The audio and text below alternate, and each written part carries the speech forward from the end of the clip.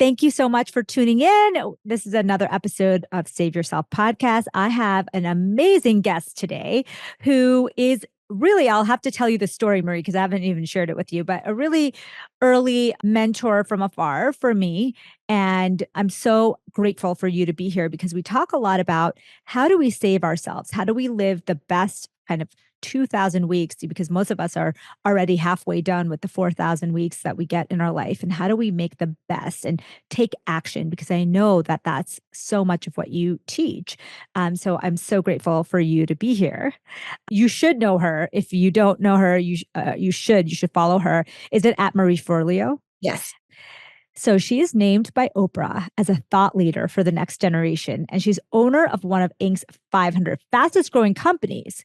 Marie Forleo has created a socially conscious digital empire that inspires millions. She's the star of the award-winning show Marie TV with over 75 million views, which is by the way, pre-social media days, right? Like the Marie TV stuff. Yeah. And the host of the Marie Forleo podcast with nearly 25 million downloads. Marie has taught entrepreneurs, artists, and multi-passionate go-getters from all walks of life how to dream big and back it up with daily action and create results. She runs acclaimed business training program, B School, the writing program, the Copy Cure, and the Joyfully Productivity program, Time Genius. Her number one New York Times bestselling book, Everything is Figureoutable, is available now. So I want to thank you so much for being here. And I have to tell you, I hadn't listened to your podcast in a while. I was a really early adopter of a lot of the things that you talked about in B School, but I hadn't been updated. And I listened to some of your recent episodes and it was so inspiring. So thank you so much for being here. We have 4000 weeks if we're lucky in our life. And a lot of us are done with more than 2000 of them. What is some advice that you would give to someone who has a lot of passions, interests, but doesn't know what to do? What's your best tips for someone who's like in that thought phase to move to that next level? Well, I think, starting small doesn't mean thinking small. And if you've got an idea for something that you want to explore or potentially make a career or bring into your business, the best thing to do is honestly start experimenting and find some tiny way to engage with it. I often tell this story about when I was just starting out and I started to read all of these personal development books and I was getting my training as a coach. One of the things that you do is you got to work on yourself first, right? You need to walk your talk. And out of exploring all of these different how to be successful books, basically written for folks when they just got out of college, which is what I was. All the advice was about picking one thing and sticking with it. And, doing one job and doing it over years and years and years and getting so good at it. And then that was going to get you those big brass rings that we all hear about, like, oh, you're going to make all the money, you're going to make the impact, you're going to have the meaning, you're going to have the accolades. And that advice never quite sat right with me. It made sense intellectually, but for how I am as a soul, and I think how many people are, we have many different passions and interests that we want to explore or bring into our careers. But most of us haven't really seen role modeling in that sense. Mm-hmm. And at least when I was reading these books, there was no books supporting, like, yeah, you should do all of those things. And I remember specifically for me, I was getting my coach training, and the way that I supported myself while I was trying to figure out not only how to do coaching as a craft, but how to build a business with it, is I did what I did to put myself through college. I was bartending and waiting tables. And people would always ask me, like, oh, so are you an actress when you're not bartending? And I was like, no, I'm a coach. But I remember, Amy, that never quite felt right. It felt limited. I felt like I was leaving all of my other parts behind. And through journaling and through just a lot of introspection, I realized that I really had this dream to be a dancer. And this is all getting to the answer to your question. Yeah, great. And I'd never had formal dance training as a kid. I mean, the most I ever danced in terms of, just performing was doing the moonwalk across my mom's kitchen floor in New Jersey, right? So Yeah. I never went to ballet, never did all that stuff. And here I was, an adult in my kind of around mid 20s. And I was like, I really want to dance. And I remember I thought about it so long. Like, I imagine there's many listeners right now, like, oh, maybe I want to write, or maybe I want to paint, or maybe I want to try and start X kind of business, or I have this passion around gardening, or whatever it might be. And you talk to yourself about it for so long. That was me around dance, until finally one day I realized, I was like, I gave myself what I call now the 10-year test. And I said, okay, you're about 25 right now.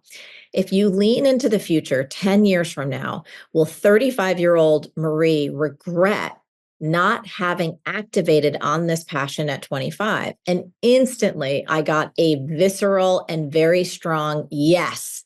35-year-old Marie would want to come back and shake the crap out of 25-year-old Marie for not having gone for it. And so it comes down to this idea that clarity comes from engagement, not thought. And the last Mm. thing that I did once I had that realization is I did something that I found very intimidating at that time. I went to take my first ever dance class at a place called BDC in New York City, which is Broadway Dance Center. That's the place where all the professionals go.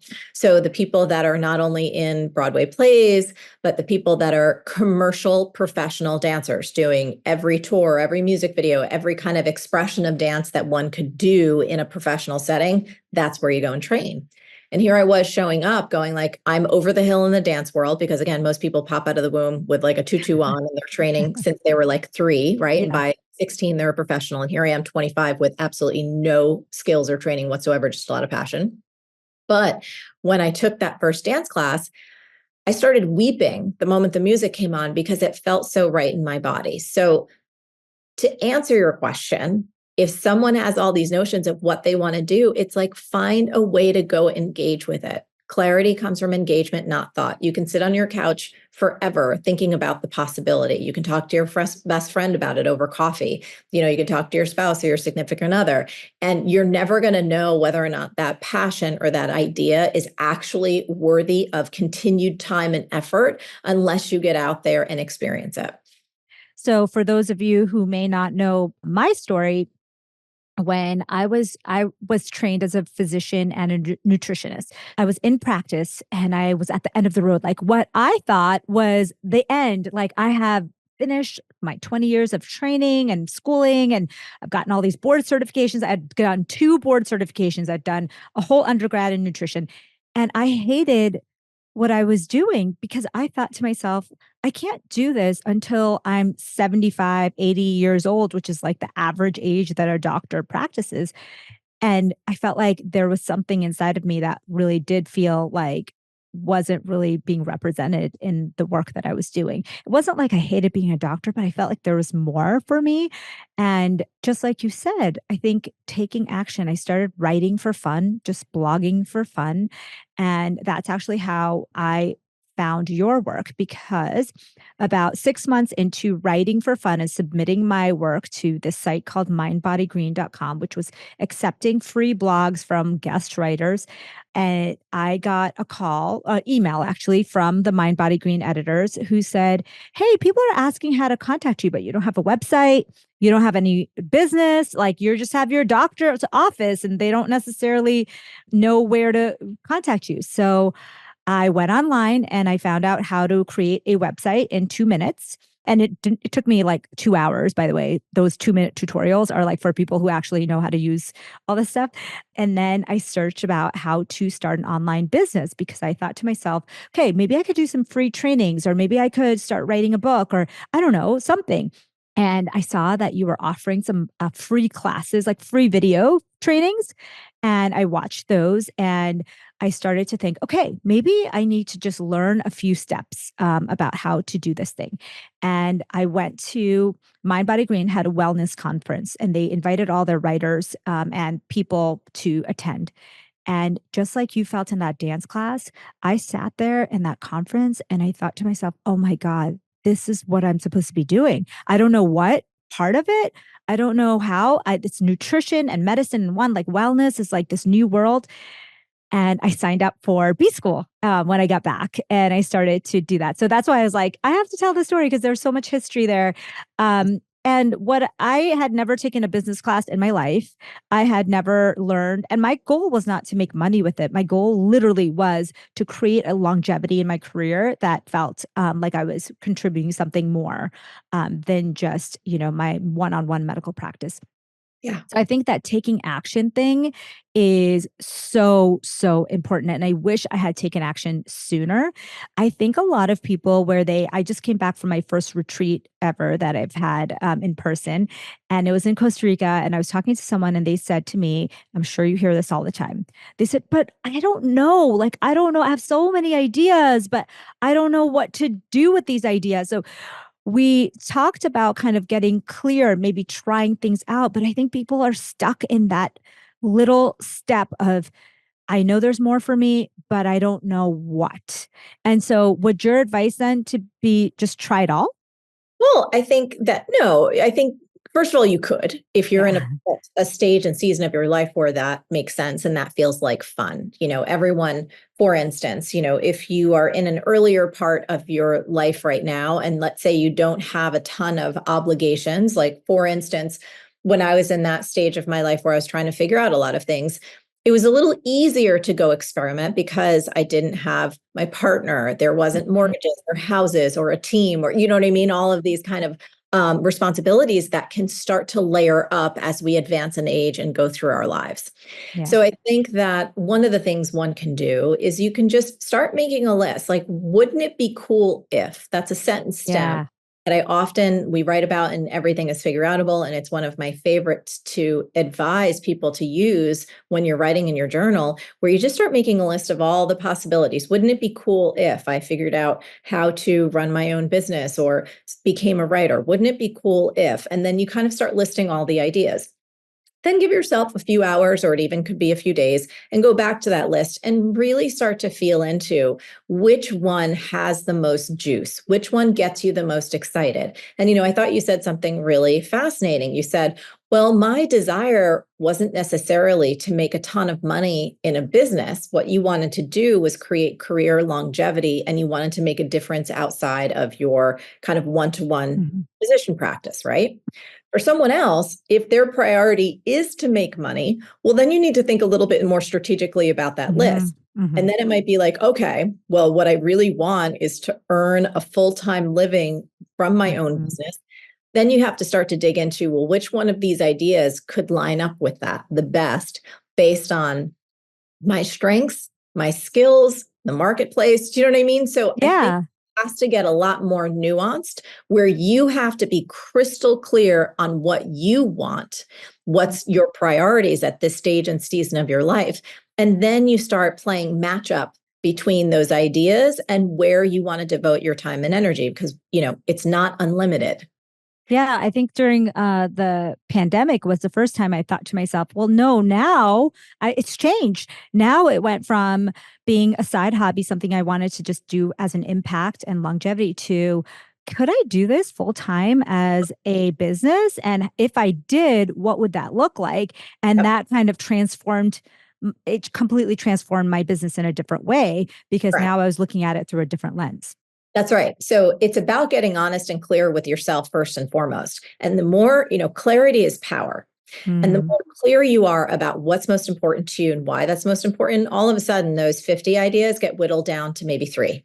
And yeah. three is a lot easier to deal with. If you're like, gosh, for instance, I know a friend of mine who is really, really passionate about design. She has a powerful full time job. It's very demanding, it's very satisfying. And sometimes people will say to her, well, you love doing ceramics on the side. You also love fitness so much. Like, why don't you go into that? And she's like, it would actually kill the joy. I don't Mhm. monetize those things. I just like having them more or less as hobbies because they bring me so much inspiration and it brings me so much peace and it's like a moving meditation. So I think, once you have that list, it is so valuable to be able to say to yourself, God, I want to dance more, but I don't want to dance professionally, or that doesn't make Mhm. any sense. I just need to build it into my life so I can have that creative experience and that outlet and that joy or that exercise or whatever it is. But you don't necessarily want to make it a career or monetize it as a business. And so once you start going through those questions and answers with yourself, no one can tell you this but you, it starts to become very clear. And then it just becomes around, okay, well, what could be my first next best step? And here's where we get into, you don't have to get it perfect, you just have to get it going. Hmm. It becomes about, well, try anything. Like, what's the first thing that comes to your mind? Is there someone that you know, let's say that in this particular instance, this person may want to consider shifting over to this as a career or as a business? Well, that's pretty easy. Then it's all about, well, who's doing it right now full time, or who is in that career, and who can I start talking to? Are there books? Are there podcasts? Are there conferences? Like, the whole path begins to appear before you, and it's not rocket science at Yeah. all. So it really is about that clarity piece first, and understanding what you want, why you want it, what's important to you at this stage and season of your life, and then letting yourself experiment forward from there. And when I say experiment, I really want to underscore that word. Oftentimes, especially for high achievers, we can get caught and locked in this mindset of perfectionism, where we must know every step in advance and Yeah. have margin, and we need to know exactly what to do X, Y, and Z. And is this going to be guaranteed? And is it going to work? It's like, nobody knows that.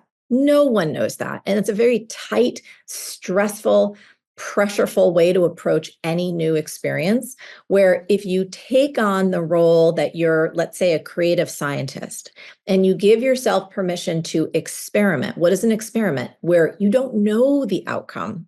You just want to go take a few steps. You might have a hypothesis about how something may go, but you're really curious, and you stay in that position of curiosity, and you go engage with it. You gather the feedback, and then you look and you go, oh, this is what I discovered. This is what I Mm. felt. This is what I learned. And using all of that intelligence that you gained for yourself, you can then build forward.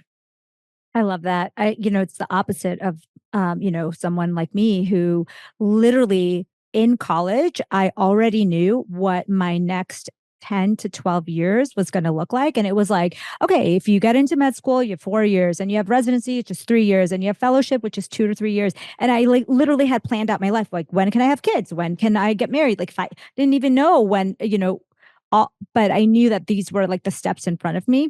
And then when I started to do this work, I thought to myself, oh my God, there's nobody that's really, at least at that time, and even now, there was nobody that was doing exactly what I wanted to do. And there was nobody that I could look to and, around me or even online that I could find mentorship from. So what I ended up doing was finding mentors for each little part of my life.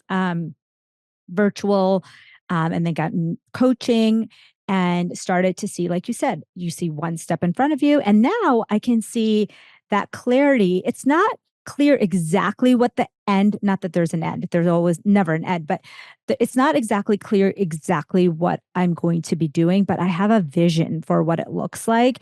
Yeah. And I'm always working towards that vision now, trying to get to that next step. So for me, that includes really designing my daily routine to leave time to think about that vision, reflect on the things, actions I'm taking to look back at the vision. I think from our medical training, we've always been told to be busy all the time, to schedule yourself like completely tight from 8 to 5. And what I realized is that I couldn't really think towards my vision if I was always like in my to-do list, and I had to put some pockets of a walk or a meditation or some downtime. So what's your recommendations around that? Is there something that people can do to get more clarity? Is it like, do you journal? What's your best recommendations for that? Yeah, I think you hit upon something so important. We're kind of living in this strange world where we've equated nonstop busyness with Mm. accomplishment. And those two things, first of all, are not the same. Mhm. You shouldn't confuse business with accomplishment. It's kind of like a rocking horse, right? You can be moving all day long and you get exhausted, but you're not actually creating anything of meaning, and you're not necessarily moving forward and making progress. I also think that specifically in our culture in the United States, we've kind of over glamorized the notion of being busy, where a lot of people wear it as a badge of honor. And it's almost like it's a vestige from the kind of industrial age, where we had human beings showing up in factories from X moment, 8 a.m. through, let's say, 6:30 or 7 p.m. And it's like we're cogs in a wheel. Human beings are not machines. And we need, not only for our mental health and our emotional health, but I think to be as creative and powerful and happy and joyful and healthy as possible, you need stretches of rest and to do nothing. which is really, really hard, especially for high achievers. For me personally, meditation, working out, being in nature. I journal every single morning. It's a practice that was originated by a woman named Julia Cameron, and it's called Morning Pages. And Yeah. it is absolutely miraculous, but it's a way to almost, in a certain way, do a brain dump. So you get everything out of your head down on 3 longhand pages every single day. And it's almost like this clearing out, this sweeping out of your consciousness. And it helps you keep what you're working on, what's important to you, kind of front and center. And you asked about clarity. You start writing about things again and again and again, and you kind of start to notice patterns within yourself. And you're like, oh, I need to take action on that. Because there's only so long that you can keep writing about either a frustration or an Yeah. aspiration day after day after day before you're like, I got to do something, right? This is like getting 100%. annoying. And I think that I want to just go back to something that you said that, the vision isn't 100% quote unquote crystal clear. And first of all, I think that's important because it never can be. And I think what we want to go for more than like having this perfect clarity is more, can we have a clear direction? Mhm. Going in the right direction. If you Mhm. think about when you get on a plane, for example, so I live in New York City, and if I want to go see friends or go for work to California, right? And I jump on that plane, it's like 99% of the time, the plane's not going on a straight line. It's almost always off course. And the pilots are wise enough to know the destination, and they're always making these micro adjustments so that about 6 hours later, my butt will land at LAX safely. And I think when it comes to our dreams and bringing them to life, it's like we don't have to know, especially in the beginning, especially if we're a little rusty at this, especially if it's all new for us. You don't have to have a perfect painted picture of exactly what you want because you're not there yet. It's like, Mhm. if you tried to run a marathon just after going like, oh my God, there's marathons, and then you put on sneakers and you tried to run, you probably Right. hurt yourself. You go like, let's build up a little bit of strength over time. Let's do some training, shall we? And I think in some ways it's the same way with dreaming. If we can get you aimed in the right direction, if you've been saying to yourself, like, well, this health thing, or, creating content online, or I really want to have a podcast, if that's kind of as much as that's great for now. Let's move towards that because that's a direction. And as you engage and as you start taking action, the other pieces of the puzzle will start to fall into place. And what you'll learn is what you like and what you don't like. And you'll become more honest with yourself, more discerning about what's working and what's not. And all of those pieces of information, they can't happen in advance. There's this wonderful quote by Dr. Martin Luther King Jr. So I'm going to paraphrase this. I'm not going to get it perfectly right, but this is the Mhm. essence of it. It's that you don't need to see the whole staircase. You just need to take the first step. Mm. And so taking that first step in faith and knowing the rest of the staircase is probably going to be there and it's going to appear when you need it, but you just need to take that first step. And I think that there's so much wisdom in that notion because, again, our minds we want to be in control. And we want to Yeah. have everything planned out, especially for those of us who maybe have a little bit of hypervigilance based on our history and our families and how we grew up. It's like we want to be tightly in control of everything, but that's not really how the world works. And it's certainly not the most satisfying way to take the journey.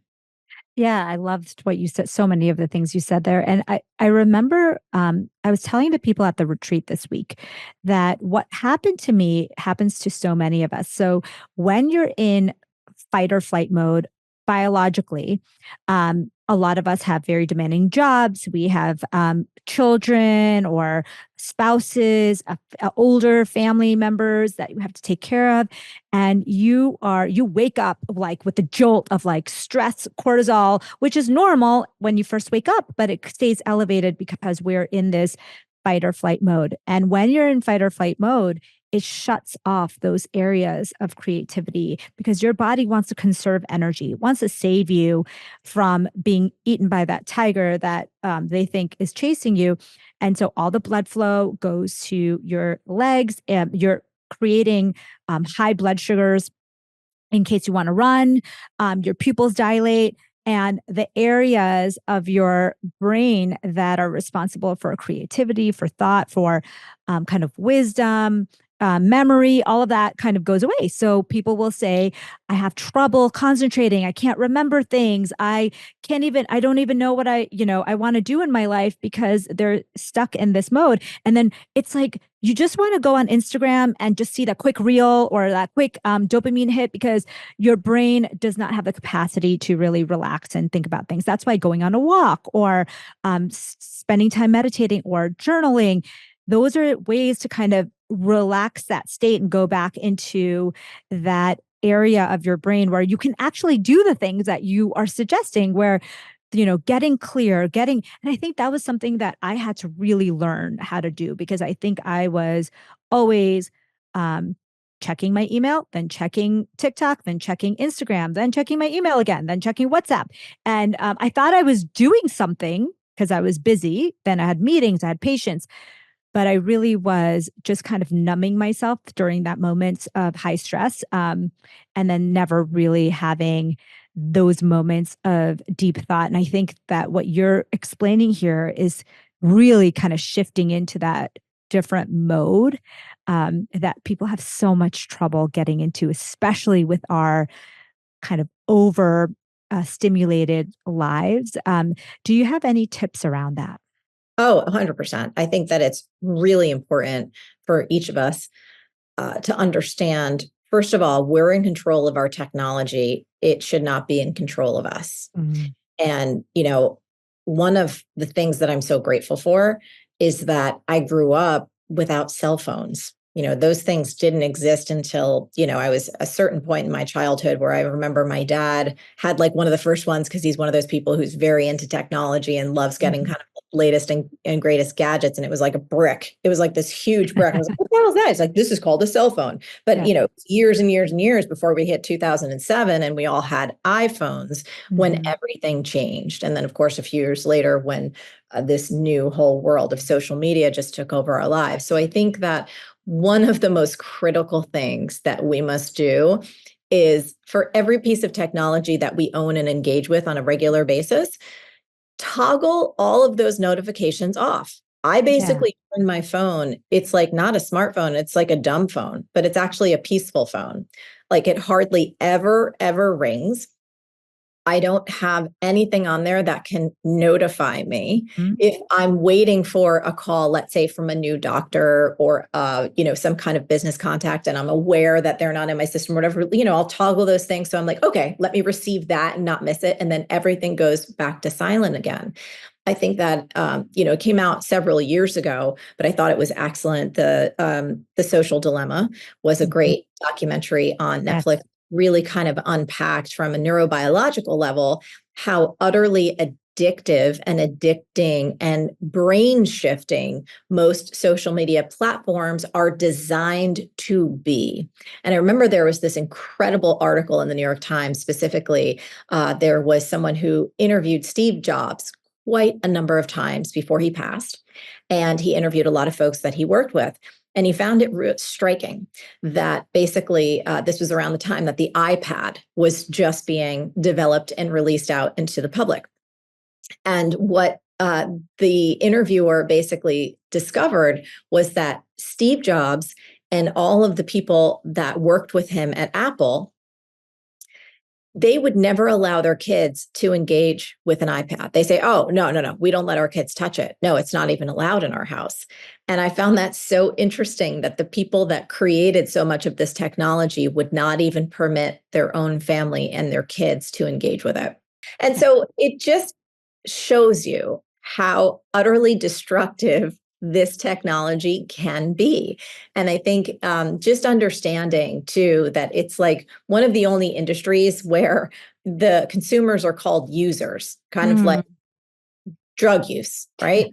And it's just strange, and you're like, what's happening here? And so the more and more you peel into it, and the more I think, I'm really grateful that, for example, on the iPhone, there are apps now that where you can just see your screen time, and so you can start to kind of do the math on how much time people and yourself are giving over to all of these apps. Especially, you had mentioned earlier, Amy, about these moments, where it's like I'm checking my email, then I'm checking TikTok, then I'm going Mhm. back to my email, then I'm checking TikTok, then I'm going to a meeting. And people don't recognize, and this is another thing that we write about in Everything is Figureoutable, that actually these small little chunks of time, if you've got 15 minutes between meetings, if you've got 30 minutes that you can carve out during the day to devote to whether it's meditation or working out or journaling or just working on a creative project, that if you start to stack those 15 minutes each day, or if you start to stack those 30 minutes every single day, and rather than giving them away to TikTok or Instagram or YouTube or whatever, and you put them in service of something that's really important to you, you can make extraordinary progress towards any dream faster than you could ever imagine. Like, ever imagine. Because most people are like, but I don't have the time. And it's like, that's Yeah. actually bullshit, because most of us have the time. We're just flittering it away in very unhealthy ways that are not making us feel good. It's not training our brain to be as happy or productive or creative as is possible. And so for me, I keep a very, very tight watch on how I allow technology into my life, and how it's designed so that it's serving me and I'm not, getting sucked into it. I love that. So when you said iPhone 2007, it just brought me back. So I grew up in I grew up in New York Yeah. also. But I was in the city at that time and I was a fellow at Columbia. So that means that after you finish your residency training, you can specialize. I did immunology. That was my fellowship training.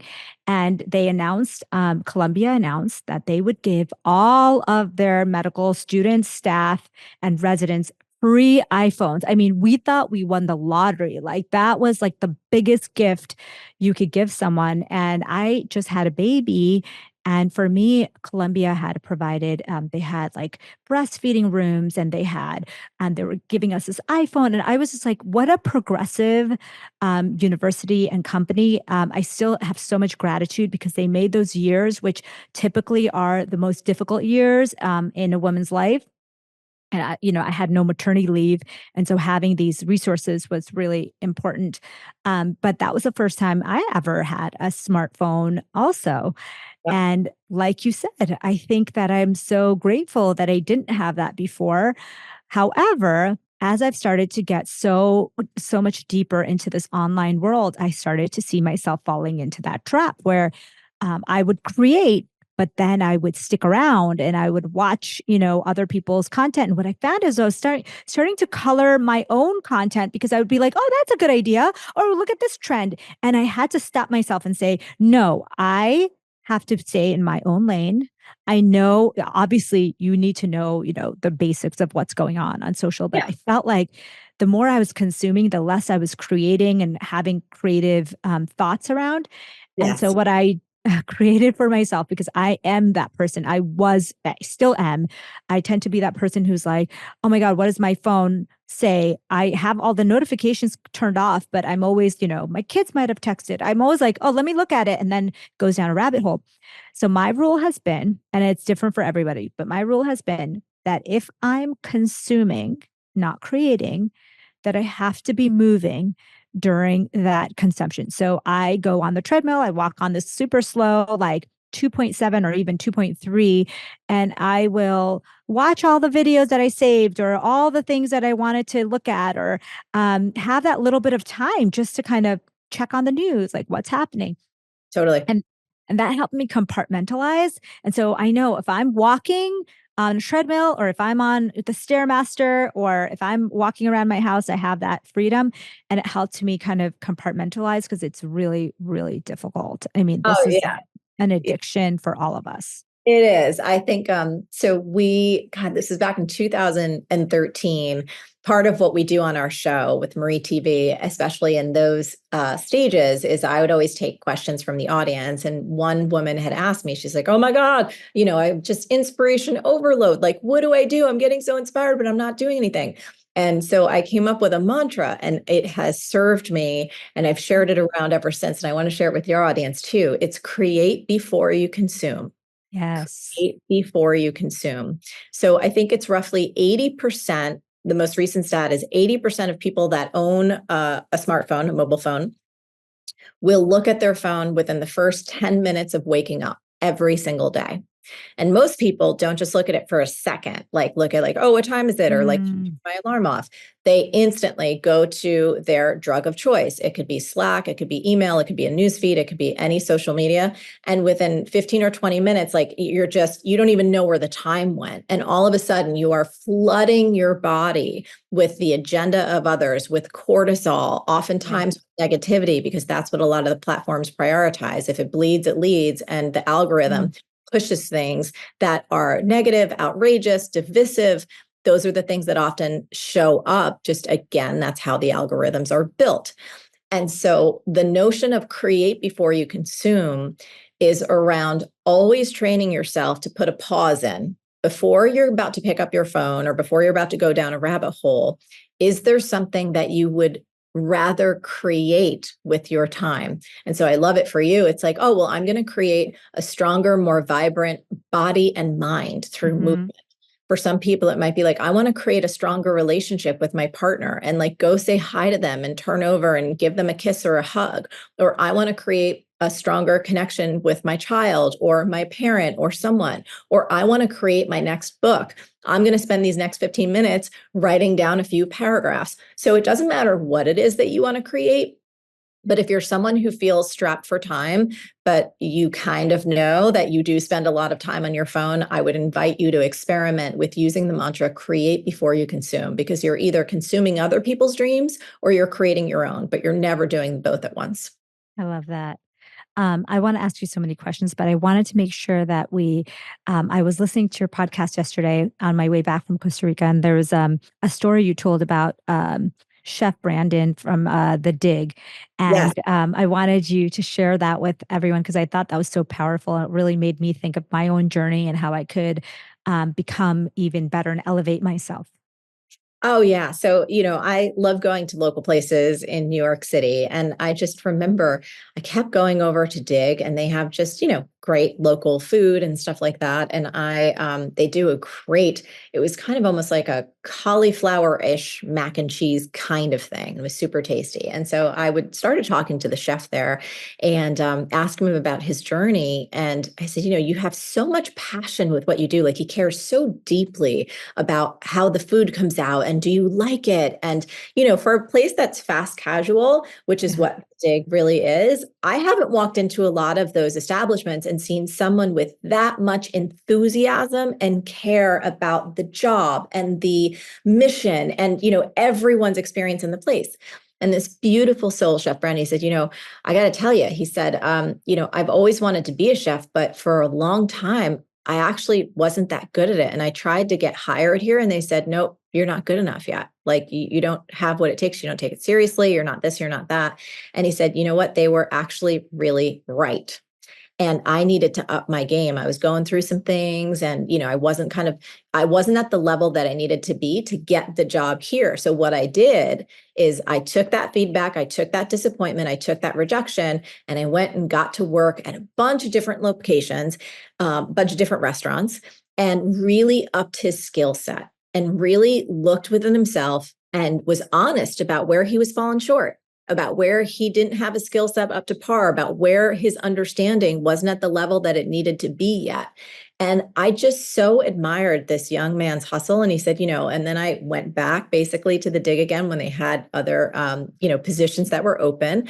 And he's like, this time when I went back, my skill level was up to here. You know what I mean? All of the different bits that I had kind of failed on before that they told me that I wasn't good enough yet, I had solved for them and then some. And he's like, and that's why I am so grateful and passionate to be here because that whole journey really taught me about what I'm capable of. And now I want to share that passion. I want to take this, this business even further. And like, it wasn't quote unquote his business. Like he didn't start the franchise. But whenever I see someone like that in any setting with that type of commitment to their work, I am always impressed because it just goes to show that it's like, we're all going to get rejected. Mhm. We're all going to have disappointment. all of us start out not knowing what the hell we're doing. You know what I mean? And we might have a dream, and there's often a gap between our ambition of who we want to be and our ability, meaning our capability to be able to hold that possibility, to be able to live into that and live up to what it's going to take to hold that vision and have it be real on a sustained basis. And I just think the humility it takes, and also the wisdom to say, oh, I might not be good enough yet, but I can get there. That Yeah. to me is the sign of a winner.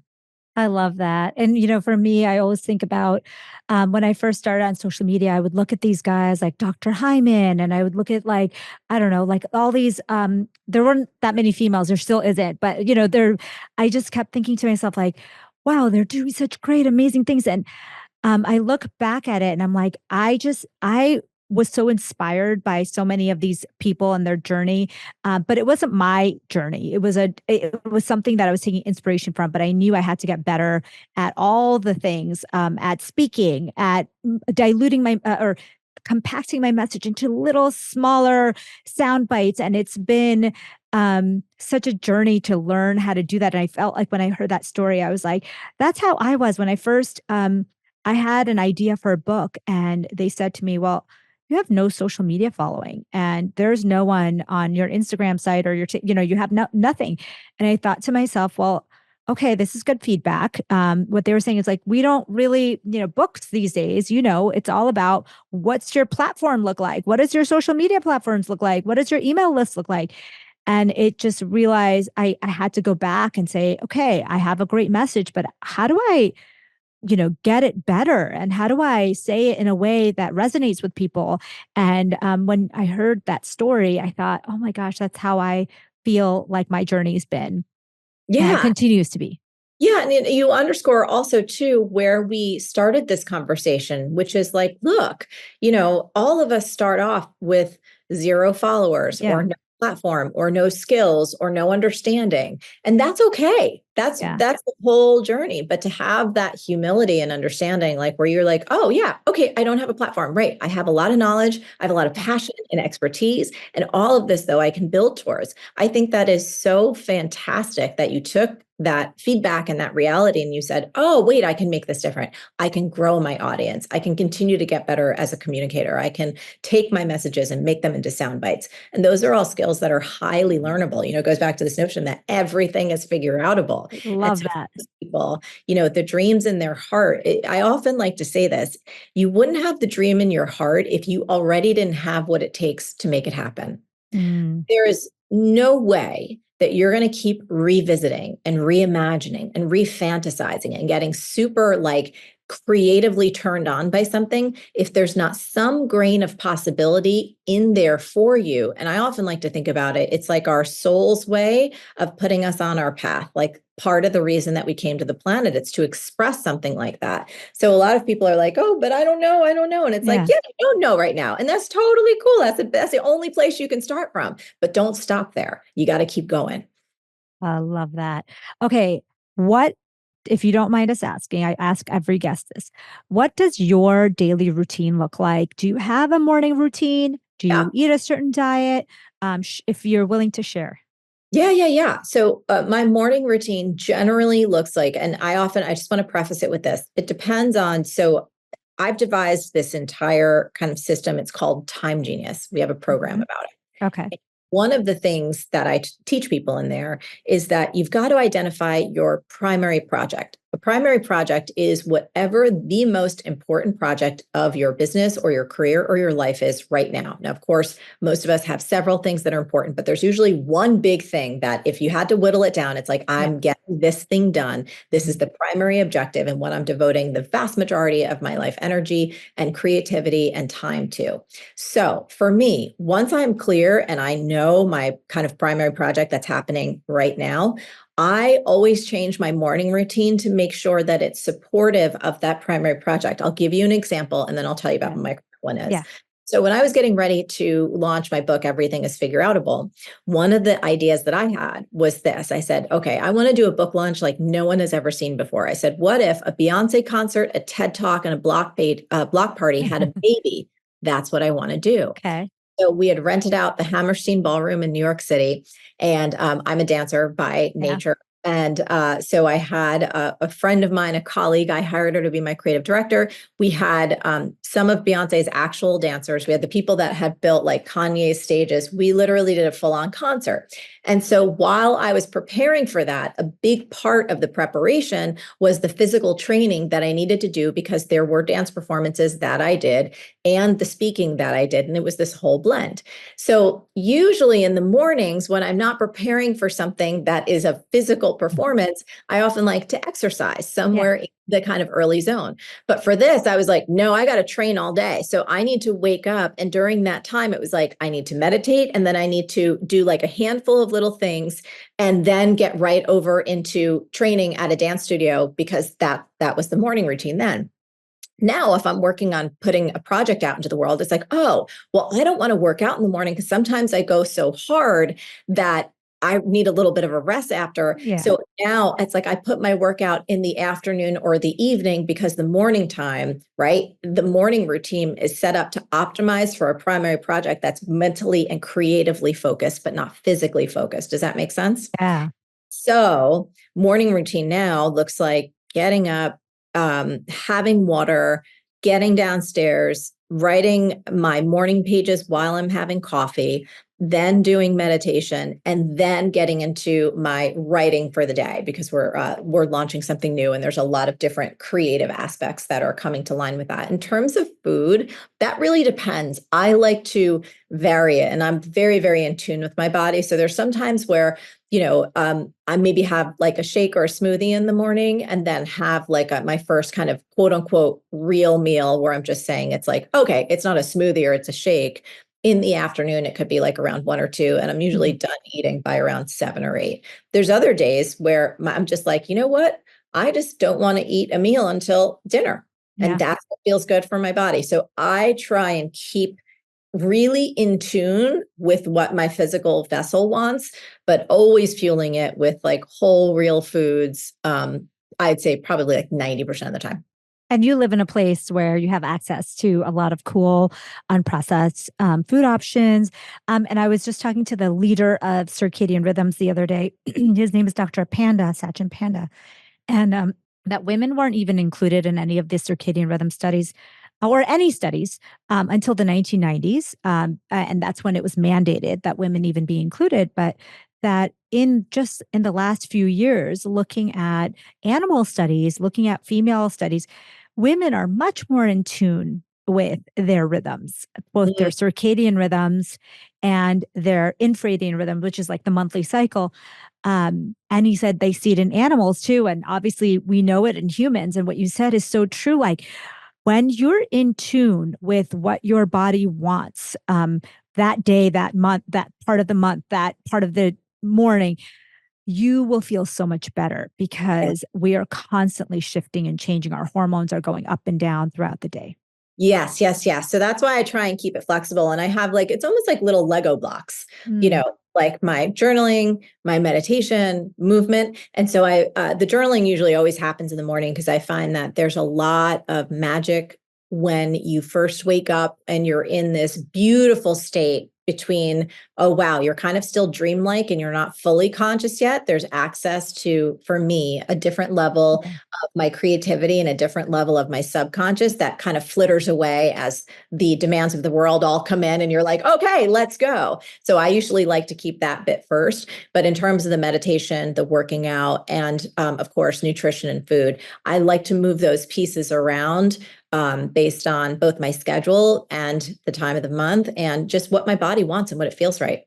When you said morning creativity, I thought of that circadian rhythms thing. So the same kind of shift in your consciousness that happens early in the morning also happens late at night. That's why you'll see a lot of creatives creating in the evening. That's not me. Sounds like Me that's not neither. you. Yeah, no, but no. But but I bless it. It's like amazing if that's you and that's like your yeah, natural place where you come alive. It's like, oh, awesome. there's certain people whose brain waves kind of can shift into that more creative mode Yes. in the morning versus in the evening. So want to thank you so much for being here. I want you to share kind of what you're working on now and how people can find you and work with you, etc. Oh, thank you so much. This is such a lovely conversation. So, we're actually working on something that I have been dreaming of for years. And it's an experience where I get to support people in creating their dream business and their dream life. I've been doing this for about Yeah. 22 years now, and I have such an amazing list of friends and colleagues and my own team where we're so good at helping people activate on what it is that they most want. Everyone's dreams are so unique and different. And Yeah. we've got a lot of good tools and strategies that'll help people speed up and fast track that process, but to do so in a joyful way, to do so in a way that's really aligned with your heart and that's really playful and fun and not full of pressure and not full of more stress, because that's destructive, as we know, for all of us. So if you come pay attention on social, I'm at Marie Forleo on all of the platforms. And then marieforleo.com is where we've got just hundreds of Marie TV episodes in the podcast. And then, of course, I'll hold this up if anyone is watching, Yeah. called Everything is Figureoutable. It's the book. I think it's in like 32 language now, 34 maybe. Love. But it's a wonderful, powerful little creative guide on how to unleash your own innate power to solve virtually any problem or any dream that you could possibly have. There's so much science based in there, and it's fun, it's funny, and it's very practical. Oh, I am so inspired, and I know everyone who's watching and listening found this really, really inspirational. So thank you again for your time, and I Thank can't you. wait for this new project. Sounds like right up my alley, and everybody who's listening. So many of you have reached out to me and say, like, when you start to transform your health, you start to see things clearer. Oh, should I be in this relationship? Is this job the one I want to be in? In my rocking chair like 90, when I'm 90. So having this talk and knowing that people can find more resources and you dive deeper into from Marie TV or your courses, your books it's so magical. And thank you for your time. Thank you.